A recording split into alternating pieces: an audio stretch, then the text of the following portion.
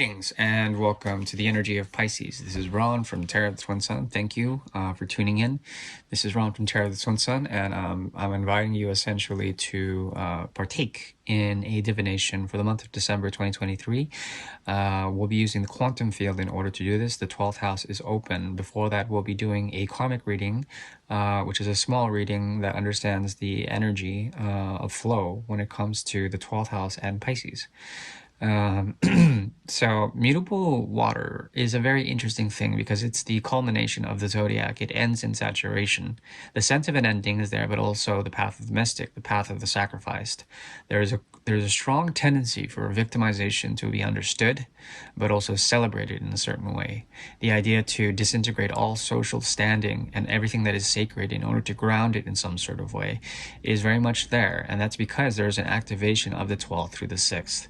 When this occurs, which is always, there's a need to understand one's own psychology to the point where you would do things in order not to be understood, but to see the effect on which it occurs on a grand scale, how it affects and ripples out to other placements, other houses, other people. And essentially a path of clarity comes in the precision of mutable earth.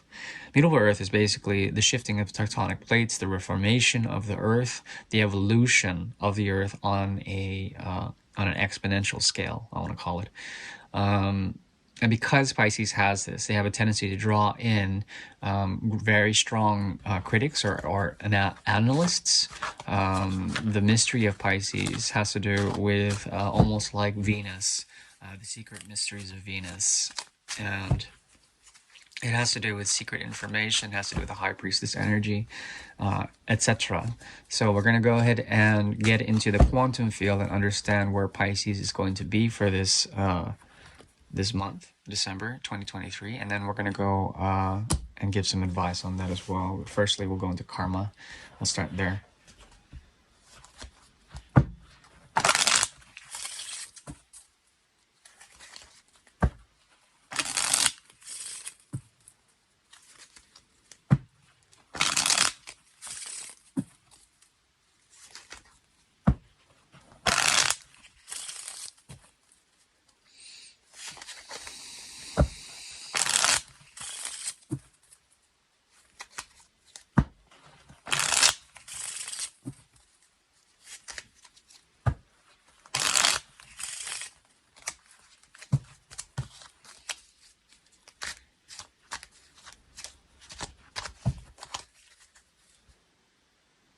Where the Queen of Cups as the undertone. Okay. So the Great Mother is watching over this. When the Queen of Cups shows up, it's the Great Mother. You can also consider the Queen of Pentacles to be the Great Mother, even the Queen of Rods to be the Great Mother, Queen of Swords, the Great Mother. But with the Queen of Cups, it has to do with the highest energy, the highest frequency of moksha, of emancipation, of liberation of the soul. And there she is. So you have a guide here. This guide is essentially a feminine presence. It could be Fatima, could be Mother Mary, could be Mother Teresa, it could be Mahakal, it could be Saraswati, it could be one of the saints, Mataji, anyone that's from a line and they're watching over. You could even be a type of archangel or a jinn even. There's something about what you're doing now that allows you to understand the burden that you've separated yourself from. There's a past version of yourself or someone who has mirrored you in the past.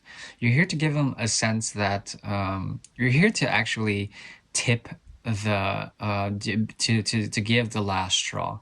The last straw usually indicates the breaking of the camel's back, and it's done intentionally.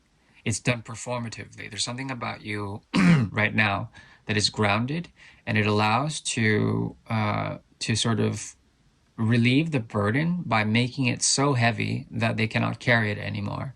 This is a past version of yourself or someone you've dealt with in the past. They bring the burden to you. You're not going to let them come onto your land or your territory with that burden, so you tip the scale and you show them a lesson. You give them a lesson of some sort. So it's very interesting what you're doing now. This actually leads and produces a lot of fertility with the Two of Cups in your near future position here.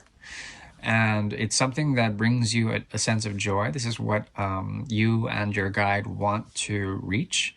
The Two of Cups. The Two of Cups is all about equanimity, the ability to contribute in equal portions or equal contributions for a greater good.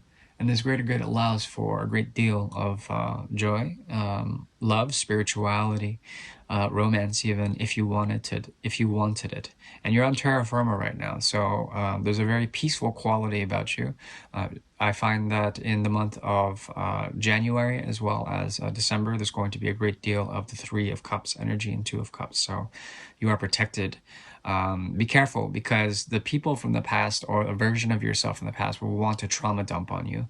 They will want to give you their burden. But I'm telling you, this effect of like tossing that last straw towards the camel's back will actually relieve the camel of the weight. It'll take off the load from Fanny's back. Okay. Now we're moving now into the quantum triangle. We're going to the quantum field, which allows for multivalence and a possibility to jump from timeline to timeline according to the path of ascension. Okay, we'll look into that now. Both houses open.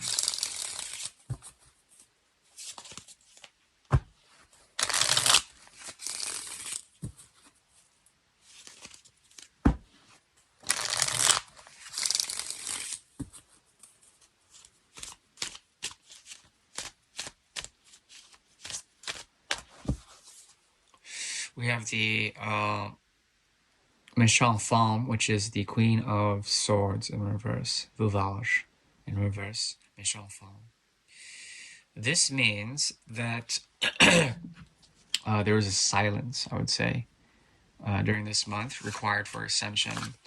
You could be dealing with someone who's trying to help you, but they're silent, but they're vigilant. They know what you're doing. They know what you're up to. There's a possibility of, in the past, there's a possibility of hope when it comes to dealing with these people who tend to throw their baggage on you.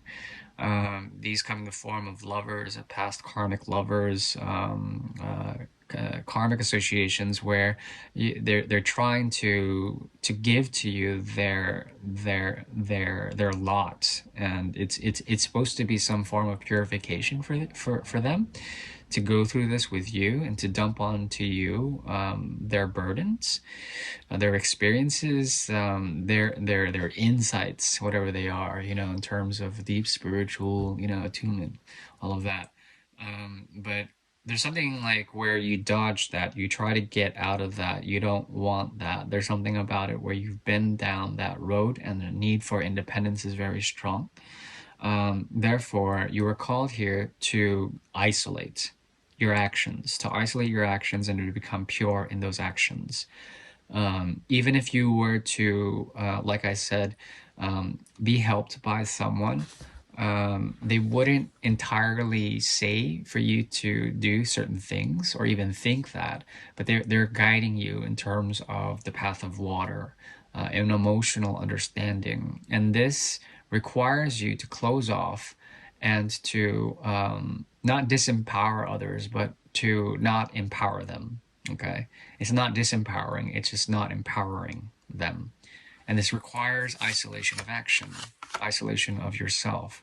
And even if you were to toss that camel, the last straw would break the camel's back, or the camel would just naturally let go of the burden. There's something about it where there is a change or a shift. We saw Two of Cups. It's showing up again here. There's a conversion of cup sequences here. A lot of alchemy that occurs with you and someone else once they lose their burden.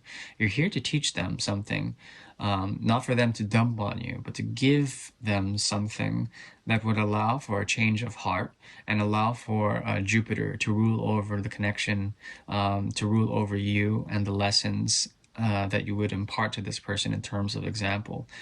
They would look to you as someone who can birth something, who can give knowledge and pure forms of knowledge.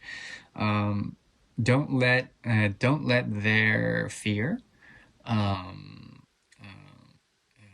affect your actions. Your actions are isolated from them. At the same time, you kind of are an example of letting them see what your grounding is, okay? So there's a lot of fearlessness, and there's a rebellious quality. You won't be effed with by others this month, I would say. You're going to be very well protected. Your boundaries are well placed, and I think that's very important. There's a path of healing here in the near future, wherein Jupiter will come and give you a sense of changeability, of conversion, of toxic energy into positive energy, and that's what I have for the reading. I do wish you well. Thank you. Bye bye.